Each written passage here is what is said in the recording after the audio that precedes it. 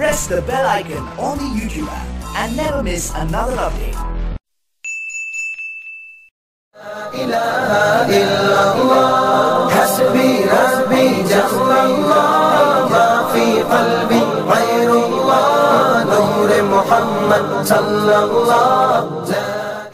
হৃদয়ে মায়া লেগে গেল।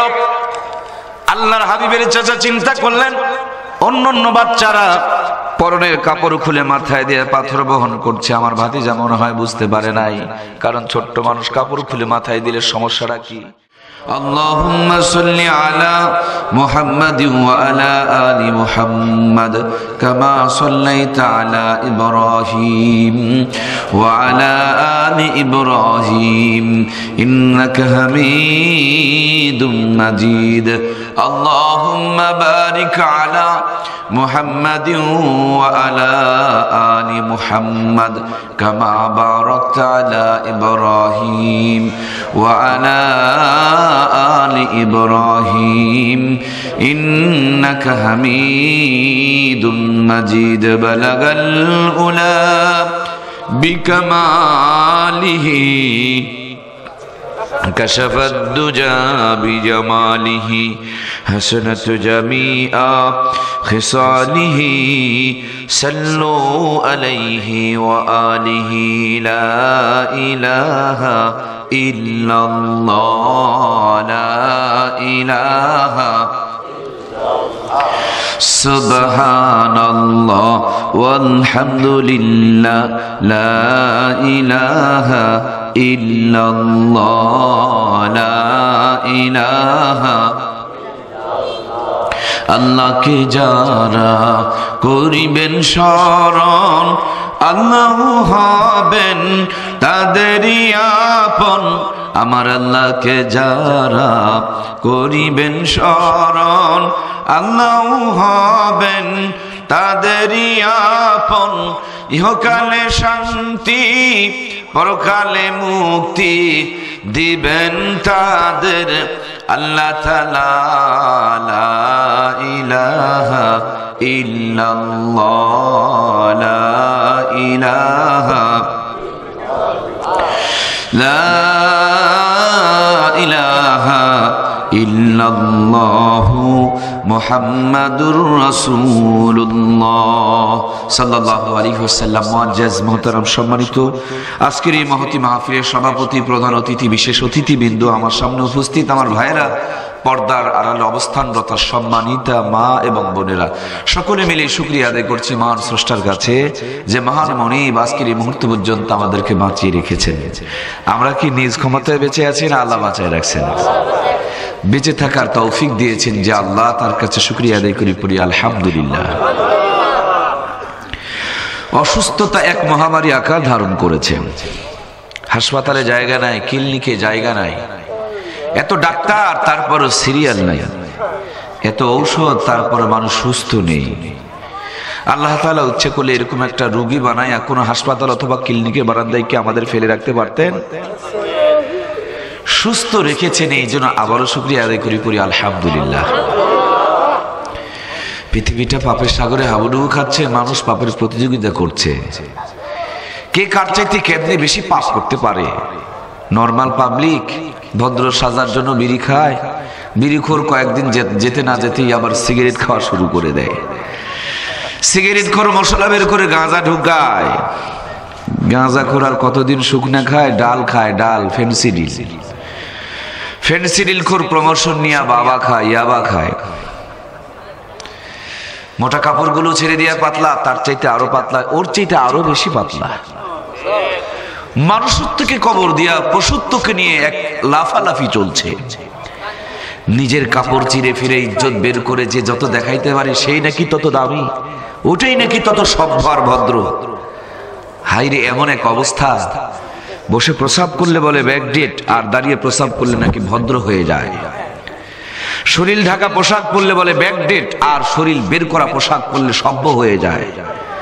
যে জামানায় পাপ করা সহজ কিন্তু পাপ থেকে বেঁচে থাকা বড় কঠিন, সেই মুহূর্তে আল্লাহ তাআলা সব ধরনের পাপ থেকে আপনাকে আমাকে হেফাজত করেছেন। এই জন্য আমরা খুশি না নারাজ? কম না বেশি? তো আবারও শুকরিয়া আদায় করি পড়ি আলহামদুলিল্লাহ। আসমানের নিচে জমিনের উপরে এর চাইতে দামি জায়গা একটাও নাই। ভাই মৌমাছি সবসময় একটু কমই হয়, আর দুর্গন্ধের মাছিগুলো বেশি হয়। ঢোলে দুইটা বাড়ি যদি পড়তো, মির্গির ব্যারাম ধরে যেত, দড়ি দিয়ে বেঁধে আটকানো যেত না, শিকল দিয়ে বাঁধলেও শিকল ছিঁড়ে চলে আসতো। আর কোরআনের আওয়াজ যায়, কেউ ল্যাপের ভিতরে, কেউ রাস্তাতে, কেউ দাঁড়িয়ে, কলিজা ফেটে যেতে চায়। এটা কি কেমন মুসলমান? এটা কয় নম্বরের মুসলমান? কে বলছে সে মুসলমান? আজকে ইসলামের দুর্দিনে আমাদেরকে কোরআনের এই ছায়াতলে আল্লাহ তাআলা বসার তৌফিক দিয়েছেন বলেই তো আসতে পেরেছি। এই জান্নাতের বাগানে আল্লাহ বসার সুযোগ দিয়েছেন, এই জন্য আবারও একবার শুকরিয়া আদায় করি, পড়ি আলহামদুলিল্লাহ। লক্ষ্য করি দরুদ ও সালাম বর্ষিত হোক সাইয়্যিদুল মুরসালিন খাতামুন নবীন জনাবে মুহাম্মদ মুস্তাফা আহমদ মুস্তার প্রতি সকলে জবান খুলে পড়ি সাল্লাল্লাহু আলাইহি ওয়াসাল্লাম। সম্মানিত প্রিয় ভাইরা, অনেক লম্বা আলোচনা করব না। আমার আল্লাহ তাআলার মহান গ্রন্থ আল কোরআনুল কারীমের ভিতর থেকে একবারই সংক্ষিপ্ত এবং ছোট্ট, সবার কাছেই পরিচিত আয়াতে কারিমাটুকু পড়ছি, ইকরা বিসমি রাব্বিকাল্লাযী খলাক। বাংলা কথা হলো, পড়ো তোমার প্রভুর নামে যিনি তোমাকে সৃষ্টি করেছেন। কথাটা, এই আয়াতটার অর্থটাই হলো লেখাপড়া করো। আল্লাহর যে প্রথম হুকুম তা হলো পড়ো। আমরাও কিন্তু পড়ি, আমরাও জ্ঞান অর্জন করি, আমরাও শিক্ষিত। আমরা শিক্ষিত হওয়ার জন্য নানান পদ্ধতি অবলম্বন করছি। গোটা পৃথিবীতে সবচেয়ে বেশি বাজেট নেওয়া হয়, খরচ করা হয় লেখাপড়ার পিছনে, সময় ব্যয় করা হয় লেখাপড়ার পিছনে, সবচেয়ে গবেষণাও বেশি করা হয় লেখাপড়ার পিছনে। কারণ কোরআনেও আল্লাহ তাআলা বলে দিয়েছেন লেখাপড়ার জন্য। কিন্তু আমরা দেখতে পাই যে যত শিক্ষিত সে তত ভদ্র হবে। মাঝে মাঝে শিক্ষিত গুলো অভদ্রতার কাতারে দেখা যায়। কথা বলুন ঠিক কিনা? আমরা যে বলি শিক্ষা জাতির মেরুদণ্ড, তাই বললে কি সব শিক্ষাই কি জাতির মেরুদণ্ড রে ভাই? রাতের অন্ধকারে একদল মানুষ গরু চুরি করে, আপনি গেলে ধরা খাবেন। উনি গরু চুরি করে জিন্দেগি চালায়, মানে গরু চুরি করার শিক্ষা উনি অর্জন করেছেন, আমরা অর্জন করতে পারি? তাহলে আমরা যতটুকু শিক্ষিত, আমাদের চাইতে এক ধাপ উনি বেশি শিক্ষিত গরু চুরি করার। আর এক দল লোক 2 আঙ্গুর পকেটে ঢুকায় মোবাইল টাকা সব বের করে নিয়ে যায়, পকেট মার। আপনি গিয়ে দেখেন গণধোলায়, আর ওটা করেই জিন্দেগি চালায়। তার মানে আমাদের চাইতে সে আর এক ধাপ বেশি শিক্ষিত। তার মানে আমাদের যে শিক্ষা আছে ওর চাইতে এক ধাপ হলেও তার বেশি শিক্ষা। কথা বলেন ঠিক কিনা? আর এক দল লোক সন্ত্রাসী করে জীবন চালায়, মানে সন্ত্রাসীর শিক্ষা অর্জন তিনি করেছেন, আমরা করতে পারি? আর একদল মানুষ মানুষের মতন নয়, কুত্তার মতন দাঁড়িয়ে প্রস্রাব করে। আপনি কি নঙ্গি খুলে কিংবা নঙ্গি চেয়ে ওইরকম কুকুরের মতন মোতা পারবেন? তার মানে আপনি ওইরকম বেয়াদবি শিক্ষা অর্জন করেন নাই, তিনি ওই শিক্ষাটা করছেন। সুতরাং আমরা যদি বলি সব শিক্ষা জাতির মেরুদণ্ড, পকেট মারও বলবে আমি মেরুদণ্ড, গরু চোরও বলবে আমি মেরুদণ্ড, দাঁড়িয়ে দাঁড়িয়ে প্রস্রাব করে ওরাও বলবে জাতির মেরুদণ্ড, ইজ্জত বের করে দেশের মানুষকে দেখায় তারাও বলবে জাতির মেরুদণ্ড, সবচেয়ে বড় সুদখোরও বলবে আমি মেরুদণ্ড, ঘুষখোরও বলবে আমি মেরুদণ্ড, দুর্নীতিবাজও বলবে আমি মেরুদণ্ড। কারণ তোমরা দুর্নীতি করতে পারো না, আমি দুর্নীতি করতে পারি, মানে দুর্নীতির শিক্ষা অর্জন করেছি। সুতরাং আমরা এক কথাই বলতে চাই, সব শিক্ষা জাতির মেরুদণ্ড হইতে পারে। কিছু কিছু শিক্ষা জাতির জন্য জাতীয় ক্যান্সার। এই ক্যান্সারে আক্রান্ত শিক্ষা ব্যবস্থা যত মজবুত হবে, ইফতিজিং তত বাড়বে, যৌতুক তত বাড়বে, নারী নির্যাতন তত বাড়বে, সমাজে যেই পরিমাণ শান্তির আগুন জ্বলছে হাজারো গুণ দিনের পর দিন বৃদ্ধি পেতে থাকবে। কথা বলুন ঠিক কিনা? আমার মহতারাম প্রিয় ভাইয়েরা, শুধু আজকেই নয়, আজ থেকে 1500 বছর পূর্বে গোটা পৃথিবীটা যখন অন্ধকার ছেয়েছিল, মহান আল্লাহ তাআলা অন্ধকারের বুকে আলো জ্বালানোর জন্য বিশ্বনবী জনাবে মুহাম্মদুর রাসূলুল্লাহ সাল্লাল্লাহু আলাইহি ওয়াসাল্লামকে দুনিয়াতে পাঠাইলেন। নবীজি দুনিয়াতে আসলেন, দুনিয়া আলোকিত হয়ে গেল। যে ঘরে জন্ম নিলেন ঘরটা সুশোভিত হয়ে গেল, যে পরিবেশে জন্ম নিলেন পরিবেশটা চেঞ্জ হয়ে গেল। বন্ধুদের সঙ্গে খেলতে যেতেন, বন্ধুরা খেলাধুলায় ব্যস্ত, নবীজি পৃথক হয়ে গেলেন, আলাদা হয়ে যেতেন, ভিন্ন হয়ে যেতেন। কোথাও বড় পাথরের উপরে মাথা দিয়া, কোথাও গালের মধ্যে হাত দিয়া তিনি ভাবতেন, হায়রে দুনিয়ার মানুষ, রক্ত ঝরাও কেন? খুন ধর্ষণ নারী নির্যাতন নিয়ে মাতাল রয়েছে কেন? আল্লাহর ঘরখানায় কাবার ভিতরে 313টা মূর্তি ঢুকিয়ে পূজা অর্চনা করছো কেন? পোশাকগুলো খুলে দিয়ে ন্যাংটা হয়ে আল্লাহর ঘর তোয়াব করো কেন? নিজের বাবা নিজের মেয়েকে মরুভূমিতে কবরে পুঁতে ফেলতেছো কেন? এই অশান্তিগুলো কেমনে দূর করা যায়? অশান্তিগুলো কেমনে বন্ধ করা যায়? এই সুন্দর পরিবেশটাকে আরো সুন্দর কেমনে করা যায়?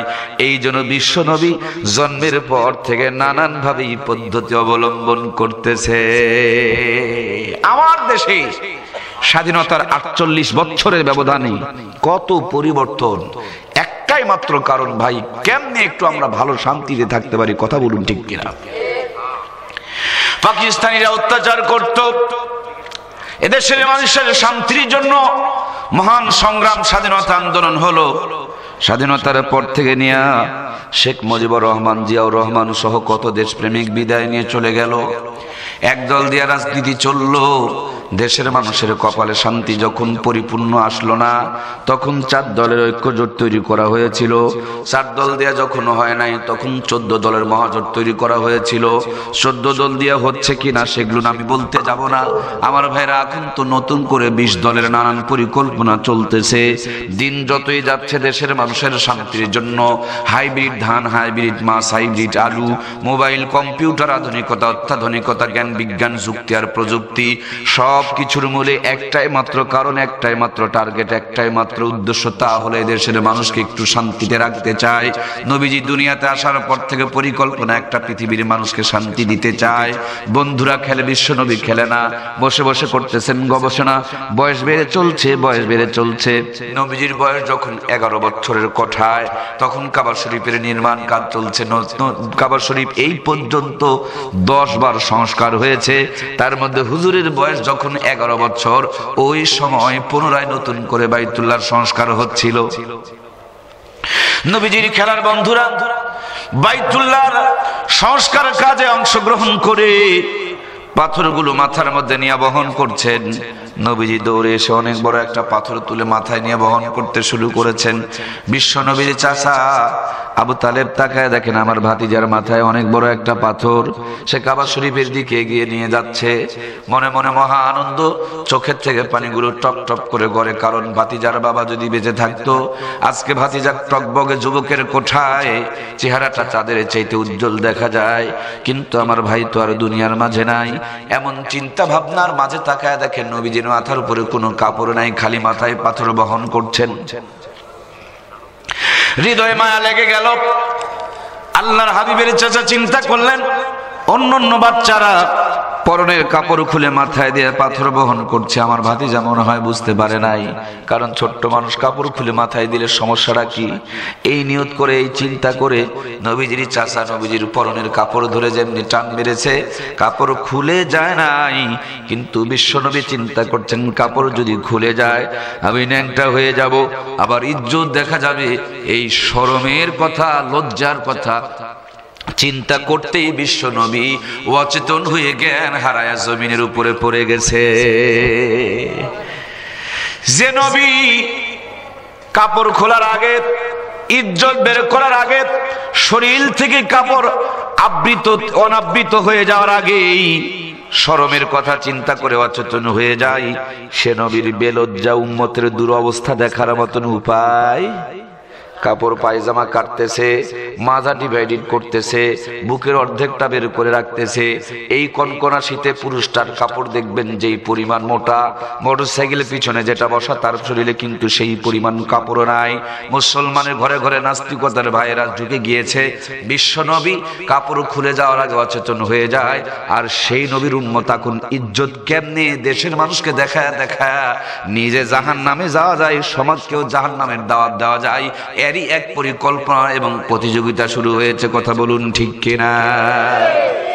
সম্মানিত প্রিয় ভাইয়েরা আমার, নবীর মতে মত তাকে বলে নবীর উম্মত। যার মত নবীর সঙ্গে মিলে না সেটা নবীর উম্মত দাবি করতে পারে? আমি যদি আওয়ামী লীগ দাবি করি আমার গাড়ির সামনে দেখবেন নৌকার একটা ফ্ল্যাগ থাকবে, বিএনপি দাবি করলে আমার গাড়ির সামনে ধানের শীষে একটা ফ্ল্যাগ থাকবে, কারণ ওই দল আমি সাপোর্ট করি। আমি যদি নবীর উম্মত হই অবশ্যই নবীর সুন্নতগুলো আমাকে আমল করতে হবে, মাথা থেকে পায়ের তালু পর্যন্ত নবীজির সুন্নত থাকতে হবে।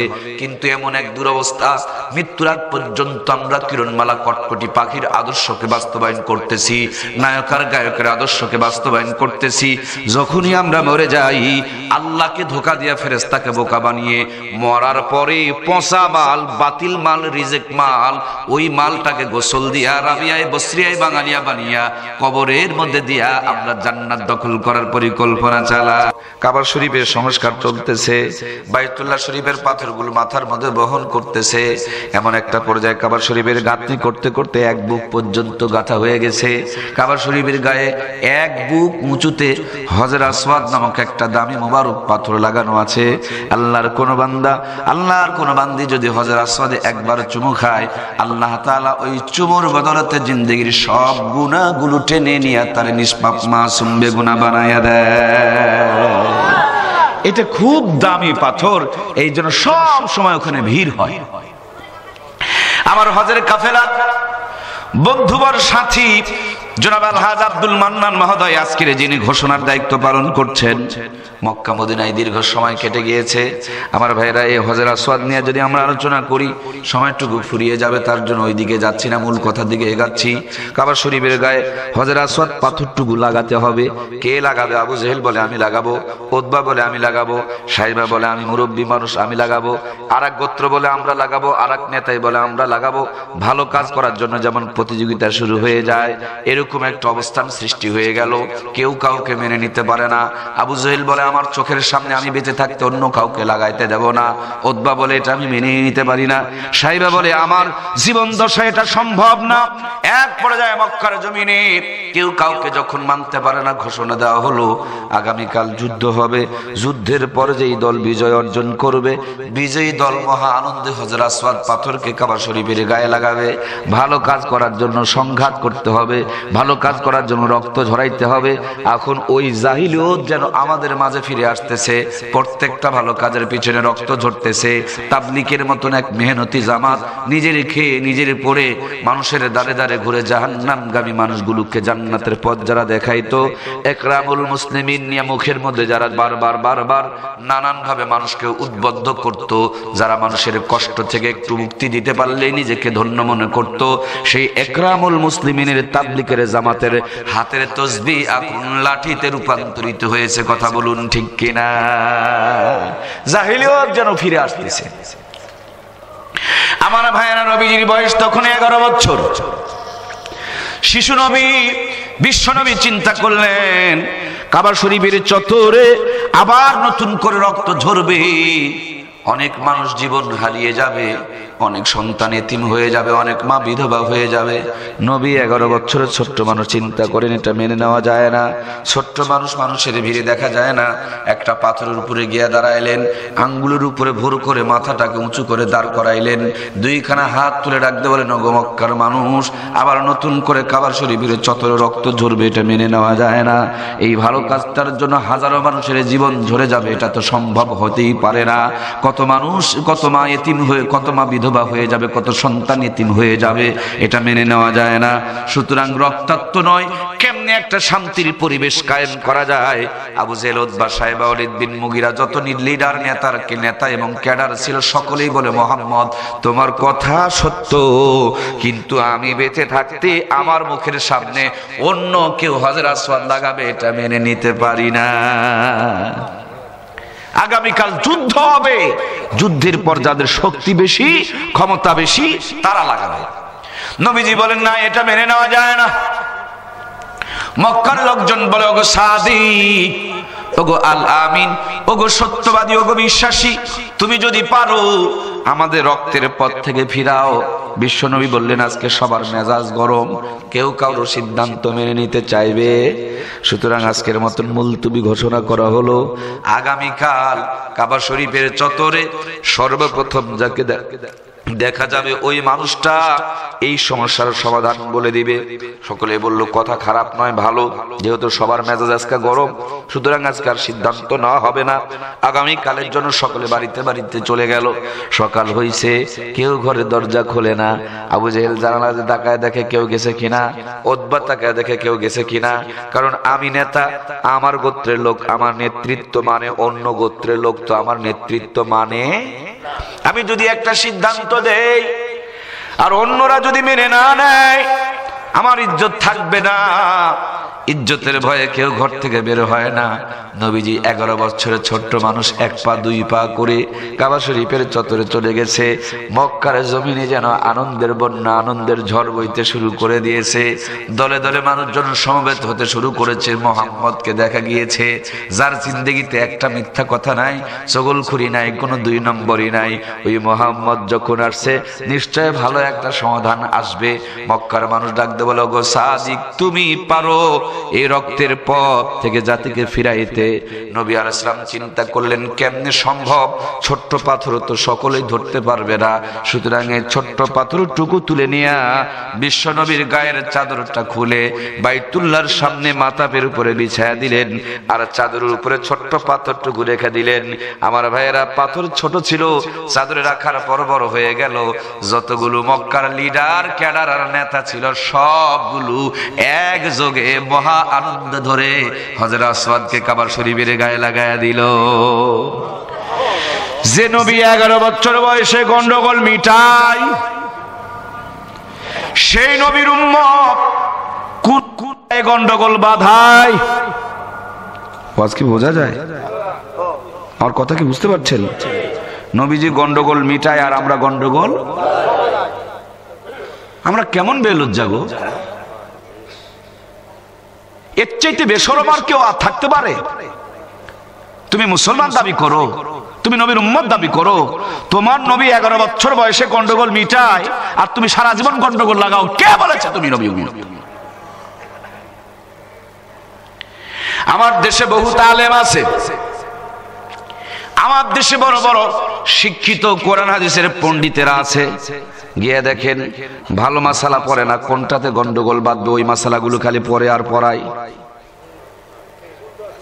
হাদিস মুখস্থ করছে, কোনটাতে গন্ডগোল লাগানো যায়। ফিকহের বই দেখবেন ঘরের মধ্যে, কোনটাতে ফিতনা বাজানো যায়। এদেরকে তো সম্মান দূরের কথা, আমার মনে হয় জুতা দিয়া গণধলাই দিয়া শিক্ষা দেওয়ার দরকার। কথা বলুন ঠিক কিনা? কি করবে আদৌ? তুমি কি গন্ডগোল লাগানোর জন্য কোরআন পড়ো?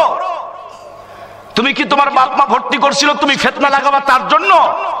মদিনা বিশ্ববিদ্যালয় কায়েম করা হয়েছে, মিশরের জামে আজহার কায়েম করা হয়েছে, ভারতের দারুল উলুম দেওবন্দ প্রতিষ্ঠিত করা হয়েছে ফিতনা বাজানোর জন্য নয়, বরং ফিতনা মিটানোর জন্য। কথা বলুন ঠিক কিনা?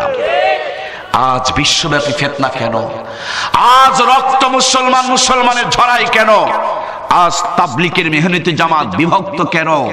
আজ চোখের পানির পরিবর্তে রক্ত ঝরে কেন? আজ গোটা বিশ্বে মুসলমান ঐক্যের পথে নাই কেন? চোখের সামনে হিন্দু ধর্ম একটা, বৌদ্ধ ধর্ম একটা, খ্রিস্টান ধর্ম একটা, ধর্ম তাদের 3টা, কিন্তু পরিষদ ওনাদের একটা। হিন্দু বৌদ্ধ খ্রিস্টান ঐক্য পরিষদ, আর আমাদের ধর্ম একটা। পরিষদ গুণে শেষ করা যাবে? আমাদেরকে বাঁশ দেওয়ার জন্য তারা ঐক্য পরিষদ তৈরি করে, আর আমরা বাঁশ খাওয়ার জন্য আমরা বিভেদ পরিষদ তৈরি করি। আমাদেরকে পিটানোর জন্য তারা ঐক্য পরিষদ তৈরি করে, আর আমরা পিটন খাওয়ার জন্য ঐক্য নষ্ট করার চক্রান্ত করি। কথা বলুন ঠিক কিনা?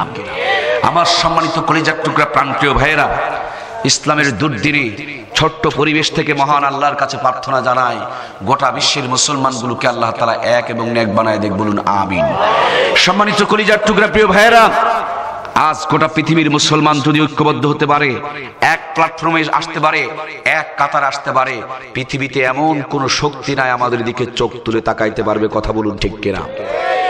সম্মানিত প্রিয় ভাইয়েরা আমার, কেউ বলছে দলিত, আবারও কেউ বলে জোরে আমিন, কেউ বলে ধীরে আমিন, কেউ বলেন উপরে হাত বাঁধতে হবে, কেউ বলে নিচে হাত বাঁধতে হবে।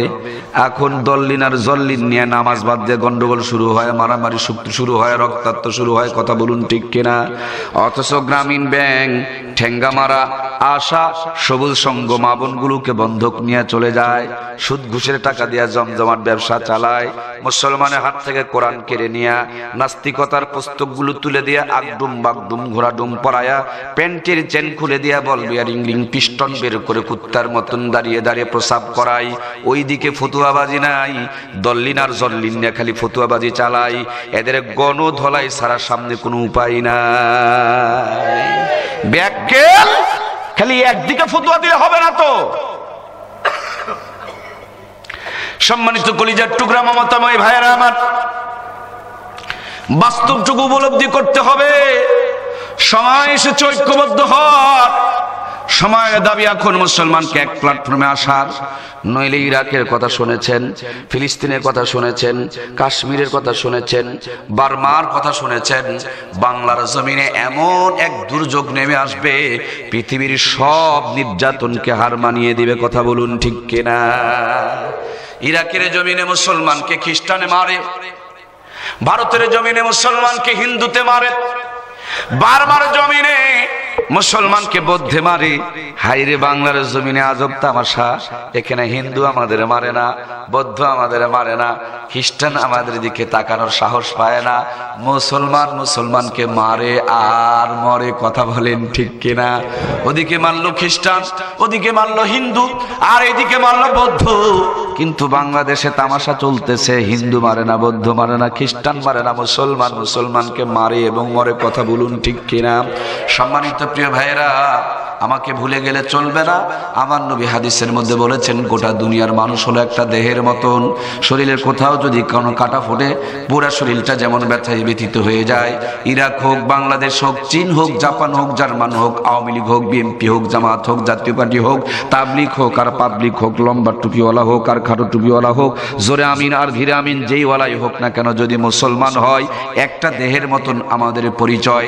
আওয়ামী লীগের মুসলমান বললে বিএনপি ব্যথায় ব্যথিত হয়ে কাঁদবে, বিএনপির মুসলমান বললে আওয়ামী লীগের মুসলমানগুলো ব্যথায় ব্যথিত হয়ে কাঁদবে। জোরে আমিন বললে ওয়ালা যদি মরে, ধীরে আমিন ওয়ালা বললে ওয়ালা ব্যথায় ব্যথিত হয়ে কাঁদবে। কিন্তু এই মুসলমান কাঁদে না তো কাঁদেই না। একজন মুসলমানকে আর একজন মুসলমান মারার জন্য পরিকল্পনা করে, ষড়যন্ত্র করে, চক্রান্ত করে। আমি বুঝতে পারছি না এরা কয় নম্বরের মুসলমান। মুসলমান যদি একই হয়, তাহলে একজন মুসলমান কখনোই আর একজন মুসলমানকে মারতে পারে। আমার ভাইয়েরা একটু খেয়াল করেন, এই শরীরের ভিতরে যখন প্যারালাইসিসের রোগ হয়, প্যারালাইসিস এক সাইড অবশ হয়ে যায়, তখন ওই সাইডে কাঁটা ফুটায় দিল, আর বুঝতে পারে না তার মানে প্যারালাইসিস হয়েছে। এই মুসলমান সুদ খাইয়া, ঘুষ খাইয়া, দুর্নীতি করিয়া, চগলখুরি করিয়া, কিরণমালা কটকটিয়ার পাখির সিরিয়াল মেনটেন করিয়া ইমানের ভিতরে এখন প্যারালাইসিস ধরছে। একজন ইমামকে ধরে নিয়ে যায়, আর একজন ইমাম আবার ভিতরে ভিতরে মহা খুশি হইতেছে। একজন মুসলমান মরে, আর একজন মুসলমান আবার মিষ্টি খায়। একজন মুসলমান মারে, আর একজন মুসলমান আবার সহযোগিতা করে। তার মানে আমাদের ইমানের ভিতরে নাস্তিকতার ভাইরাস ঢুকে এখন ইমান আমাদের প্যারালাইসিসে আক্রান্ত হয়েছে। আমার ভাইরা, আগেকার মসজিদে তালিম হতো নামাজের জন্য, এখন মসজিদে তালিম হয় কেমনে, গন্ডগোল বাঁধানো যায়। কেউ বলছে জোরে আমিন বলো, আবার কেউ বলছে ধীরে আমিন বলো। কেউ বলছে জোরে আমিন না বলে মসজিদে থাকতে দেব না, আবার কেউ বলে ধীরে আমিন না বললে তোমাকে এলাকার থেকে বিতরণ করে দেবে, এলাকাতেও টিকতে দেব না। কিন্তু জোরে আমিন বললেও তো আমিন বলে, ধীরে আমিন বললেও তো আমিন বলে। জোরেরটা আল্লাহ শোনে, ধীরেরটা মনে হয় আমার আল্লাহ শুনতে পায় না। সম্মানিত প্রিয় ভাইয়েরা, আমিন তো দুইজনাই বলে, গন্ডগোল তাহলে কেন করতেছি? ক্ষুদ্র স্বার্থ নিয়া আপনাকে আমাকে আপোষ করতে হবে, মীমাংসা করতে হবে, কারণ ছোট্ট ছোট্ট ভেদাভেদগুলো ভুলে যেতে হবে। জোরে আমিন যারা বলো, হালকা করে ভলিউমটা কমায়া দাও। ধীরে আমিন যারা বলো, একটু ভলিউমটা চালায়া দাও। নাস্তিকতার মুখে কালি পড়ে যাবে, মুসলমানের মধ্যে ঐক্য ফিরে আসবে। সম্মানিত প্রিয় ভাইয়েরা আমার, নবী 11 বছর বয়সে ফিতনা মিটায় সে নবীর উম্মত ফিতনা করতে পারে না। আমার মমতাময় বন্ধুরা, এক পর্যায়ে নবীজির বয়স বেড়ে চলছে। নবীজি চিন্তা করলেন, একা আমি যখন শান্তি কায়েম করতে পারি না, তাহলে একটা সংগঠন বানাই, তাহলে যদি শান্তি কায়েম করা যায়। এই জন্য সংগঠন বানাইলেন, নাম দিলেন হিলফুল ফুজুল। আমাদের দেশের সংগঠন তেমনি আছে আওয়ামী লীগ, তেমনি বিএনপি, তেমনি জামাত আর জাতীয় পার্টি। মরহুম শেখ মুজিবুর রহমানকে জিজ্ঞেস করুন, কবর থেকে তুলে আপনি আওয়ামী লীগ বানিয়েছিলেন কেন? একটাই উত্তর আসবে, দেশের মানুষের শান্তি মুক্তি কল্যাণের জন্য। জিয়াউর রহমানকে জিজ্ঞেস করেন বিএনপি বানাইলেন কেন? তিনি একই কথাই উত্তর দিবে, দেশের মানুষের মুক্তির জন্য। ওই যে আমাদের উত্তরবঙ্গের কৃতি সন্তান হুসাইন মোহাম্মদ বুড়া চাচা মাঝে মাঝে অসুস্থ হয়ে হাসপাতালে যায়, একটু সুস্থ হলে আবারও ডিগবাজি খায়। জিজ্ঞেস করেন, চাচা গো এত ডিগবাজি কেন দাও? একটাই কথা বলবে, বুড়া বয়সে দেশের মানুষকে শান্তি দেওয়ার জন্য পরিকল্পনা চালায়। আমার প্রিয় ভাইয়েরা, যা কিছুই করতেছি শান্তির জন্য, কিন্তু হিসাব মিলায় দেখেন দিন যতই যায় শান্তির উপকরণ আছে, শান্তির জিনিস আছে, মগর আমাদের করে যায় শান্তি। একটু পরে তুলে ধরবো, একটু খালি ধৈর্য নিয়ে বসেন। আমার ভাইরা নবীজি সংগঠন বানাইলেন, হিলফুল বানায়া 13 বছর পর্যন্ত নেতৃত্ব দিলেন, কিন্তু নবীজি মক্কার জমিনে পরিপূর্ণ শান্তি কায়েম করতে পারলেন না। বয়স বেড়ে চলছে, বয়স বেড়ে চলছে, নবীজির বয়স বাড়তে বাড়তে 40-এর কোঠায়, কিন্তু পরিপূর্ণ শান্তি মক্কার জমিনে আসলো না। খানা ভালো লাগে না, নিন ভালো লাগে না, ঘুম ভালো লাগে না, বন্ধু ভালো লাগে। নবীজি মনে ব্যথা লইয়া পায়ে হেঁটে হেঁটে জাবালে নূরের মাথায় চড়িয়া পশ্চিম এবং দক্ষিণ কর্নারে নেমে এসে হেরা গুহার ভিতরে বসে বসে তিনি একাকী নিরিবিলি নির্জনে বসে বসে গবেষণা করছেন পৃথিবীর মানুষের শান্তির জন্য। আজকের প্রধানমন্ত্রী মাথার চুল পাকিয়ে ফেলেছেন এদেশের মানুষের শান্তির চিন্তা করার জন্য। বিরোধী দলের নেত্রী জেলখানায় ঢুকে ঢুকে তিনিও পরিকল্পনা করছেন এদেশের মানুষের শান্তির জন্য। চীন বলেন, জাপান বলেন, জার্মান বলেন, ভারত বলেন, ব্রিটেন বলেন, যাই বলেন, দেশের মানুষের শান্তির জন্য। মোবাইল বলেন, কম্পিউটার বলেন, আধুনিকতা বলেন, অত্যাধুনিকতা বলেন, রোড বলেন, রাস্তা বলেন, মোবাইল, কারেন্টের আলো বলেন, সব হলো এই পৃথিবীর মানুষের শান্তির জন্য। নবীজি জাবালে নূরে হেরা গুহার ভিতরে বসে বসে 40 বছর পরে তিনিও একাকী চিন্তা করছেন পৃথিবীর মানুষের শান্তির জন্য। বিশ্বনবী আমার মুহাম্মদুর রাসূলুল্লাহ, আল্লাহ দান করছেন কিতাবুল্লাহ, মুহাম্মদুর রাসূলুল্লাহ 40 বছরের চেষ্টা করেছেন, পারে নাই। জাবালে নূরে হেরা গুহার ভিতরে বসা নবী মুহাম্মদুর রাসূলুল্লাহ আল্লাহ জিবরাইলকে দিয়ে পাঠিয়ে দিলেন কিতাবুল্লাহ। সব জায়গা অন্ধকার, এই জায়গাটা আলো। আলোর পিছনে লাইন আছে 2টা, একটা হলো কারেন্টের লাইন আর একটা আর্থিং এর লাইন, একটা লাল তার আর একটা কালো তার, একটা নেগেটিভ আর একটা হলো পজিটিভ। 2টা এক জায়গায় করেছেন, কত সুন্দর আলোকিত জ্বলতেছে। নবী মুহাম্মদুর রাসূলুল্লাহ 40 বছর মক্কার জমিনে আলো জ্বালাইতে চেষ্টা করেছে, খেলা বাদ দিয়া গালে হাত দিয়ে চিন্তা করেছে, ছোট্টবেলাতে চাদরের উপরে হজরে আসওয়াদ রাখা দেওয়ার চেষ্টা করেছে, 13 বছর হিলফুল ফুজুল মেহনত করেছে, 40 বছর পর্যন্ত অসংখ্য পদ্ধতি অবলম্বন করেছে। 40 বছরের পরে জাবালে নূরে হেরা গুহায় চড়ে তিনি বসে বসে গবেষণা করছেন।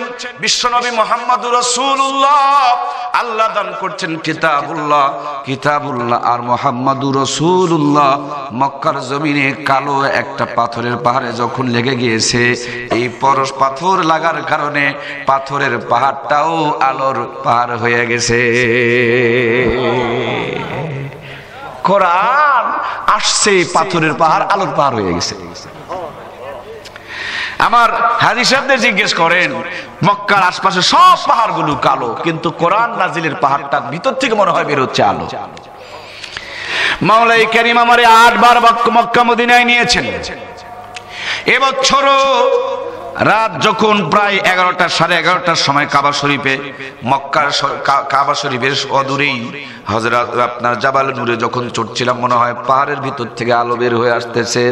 সম্মানিত প্রাণপ্রিয় ভাইয়েরা, এটা এমন একটা পরশ পাথর, এটা এমন একটা ম্যাগনেট, এটা এমন একটা চুম্বক, এটা এমন একটা পরশ পাথর। আর সে আজিমে যেখানে ছিল তার মর্যাদা বাড়লো, ফেরেশতা নিয়ে আসলো, তার সম্মান বেড়ে গেল, পাথরের পাহাড়ে নাজিল হলো, আলোর পাহাড় হয়ে গেল।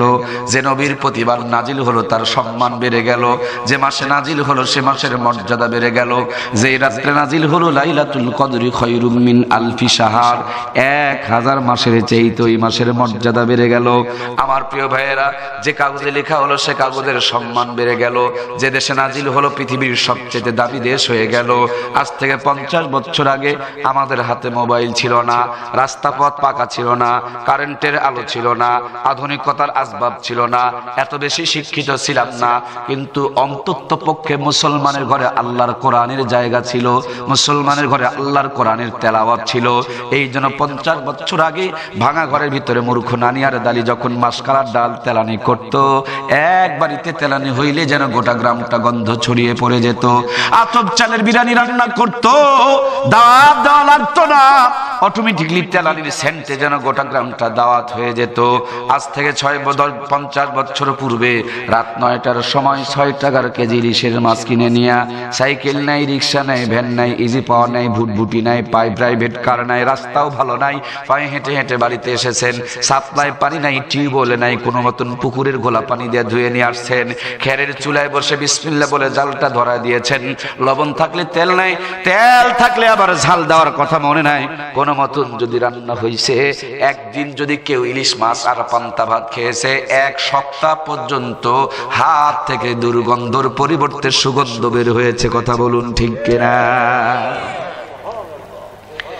50 বছরের ব্যবধানে আমাদের মা বোনকে শিক্ষিত বানিয়ে নিয়েছি আমরা, ঘরগুলো ভেঙে দিয়া 3 তলা বিল্ডিং বানিয়েছি আমরা, যোগাযোগের উন্নতি ঘটায় ইলিশ মাছ আর পচার সুযোগ নাই, পাথর দিয়ে আমরা টাটকা করে রেখে দিয়েছি আমরা। 6 টাকার কেজি, 6 টাকার কেজি ইলিশের মাছ 6000 টাকা দিয়ে আমদানি করে নিয়ে আসি, ভাঙা ঘরের জায়গাতে 3 তলা বিল্ডিং বানিয়েছি, গ্যাসের খেরের চুলা বাতিল করে গ্যাসের চুলা আমদানি করেছি, মূর্খ নানি আর দাদিদের নাতনিদের গায়ে পাশ বিয়ে পাশ করিয়েছি আমরা। 6000 টাকার কেজি ইলিশের মাছ রাঁধুনি গুঁড়া মশলা দিয়া গ্যাসের চুলায় বসে ডিগ্রি পাস বউ রকমারি কায়দায় রান্না করে, মগর রান্নার পর খাওয়ার সময় নাকে নিয়ে চেক করতে হয় ইলিশ না সিলভার কাপ। কথা বলেন ঠিক কিনা? 50 বছরের উন্নতি বলতেছি, উন্নতি। পুঁটির মাছের যে স্বাদ এখন ইলিশেও নাই।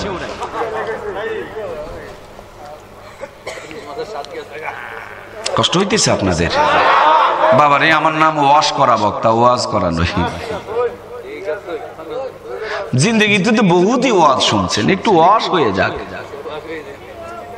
উন্নয়ন তো বহুতই আমরা করছি, কিন্তু স্বাদ হারালো কোথায় রে ভাই?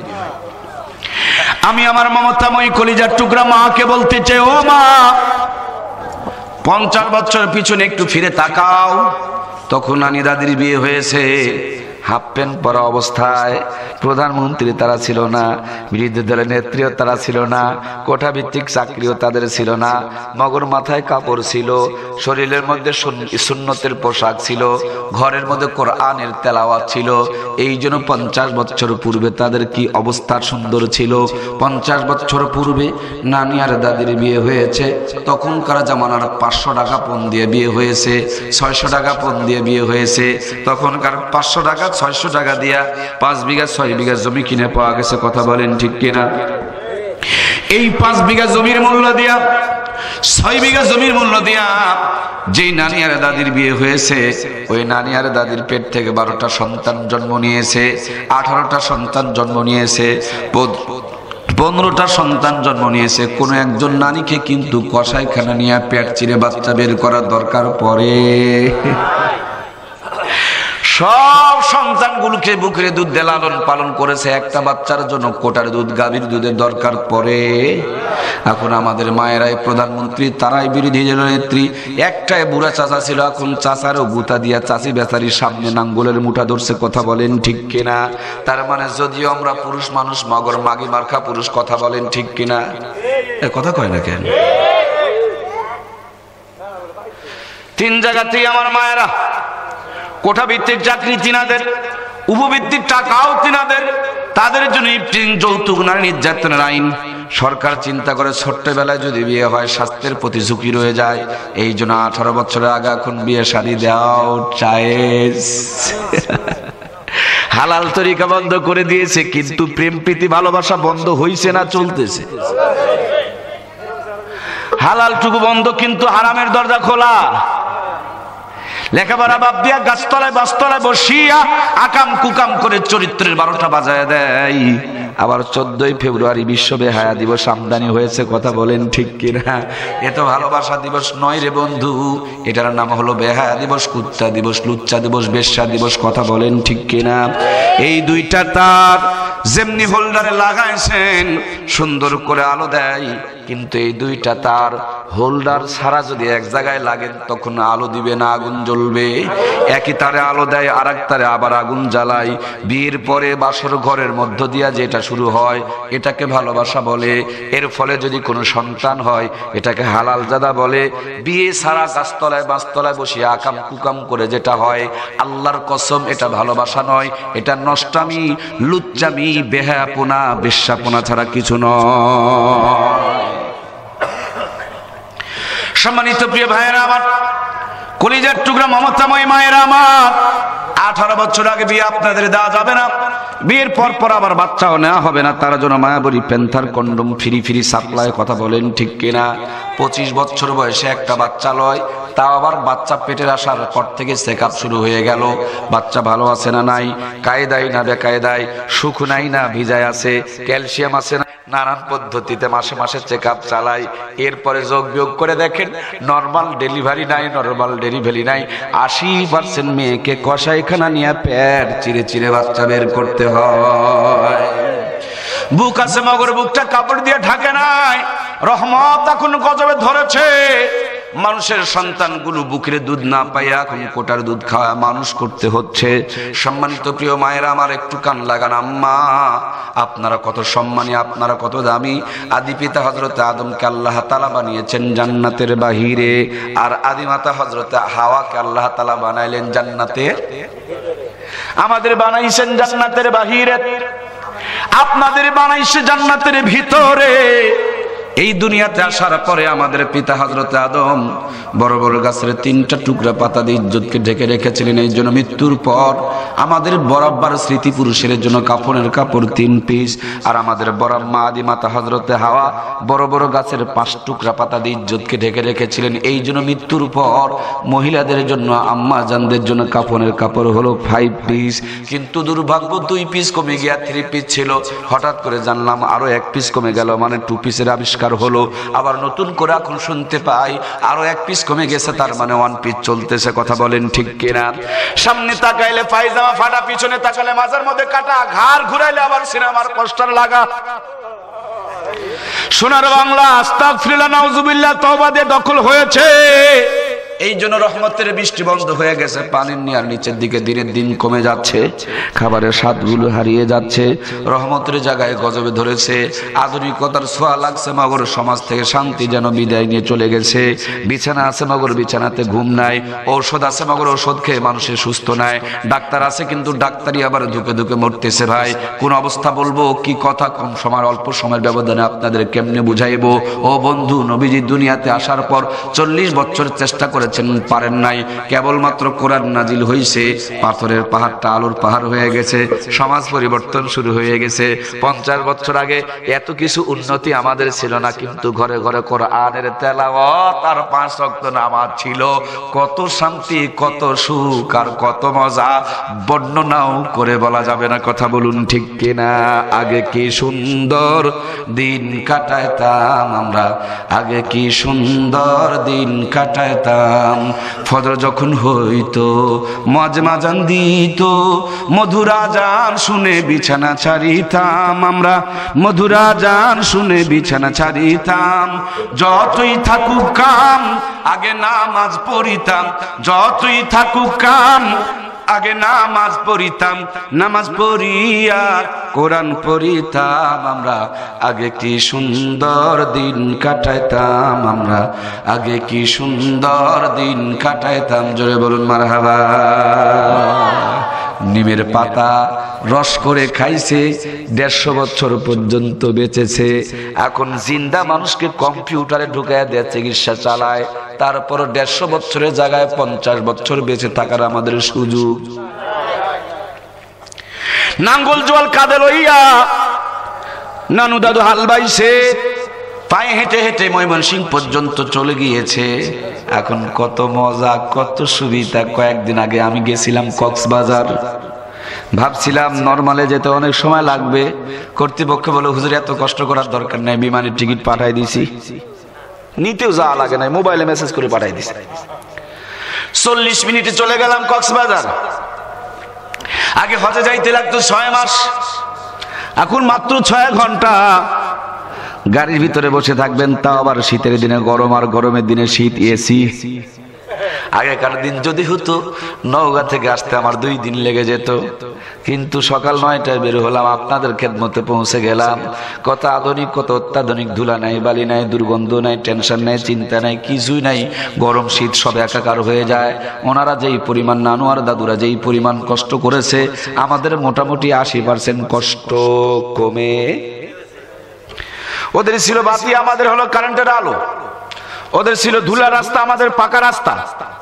ওদের ছিল হলো গাড়ি, ওদের ছিল পা, আমরা চড়ি বিমানে। ওরা হাল বাইছে নাঙ্গল জোয়ালে, আমরা পাওয়ার টিলারে হাল বাই। আমরা ধান তো তাও বের করে নিয়ে আসতেছি ডিজিটাল কায়দায়। খেরের চুলার গন্ধ, ধোঁয়ার দরকার নাই, গ্যাসের চুলা আমরা জ্বালাই। আমরা কত প্রযুক্তিবাদী, আমরা কত সুবিধাবাদী হয়ে গেছি। কিন্তু এত কষ্ট করার পর আমার নানার দাদারা বাঁচছে 150 বছর, আর আমাদের কষ্ট নাই। তারপর আমাদের কেন 300 বছর বাঁচবো না ভাই? কথা কি বোঝা যায়? কথা কি বোঝা যায়? আরে মূর্খ মানুষগুলো যদি 150 বছর বাঁচে, আমরা শিক্ষিত কেন 300 বছর বাঁচবো না?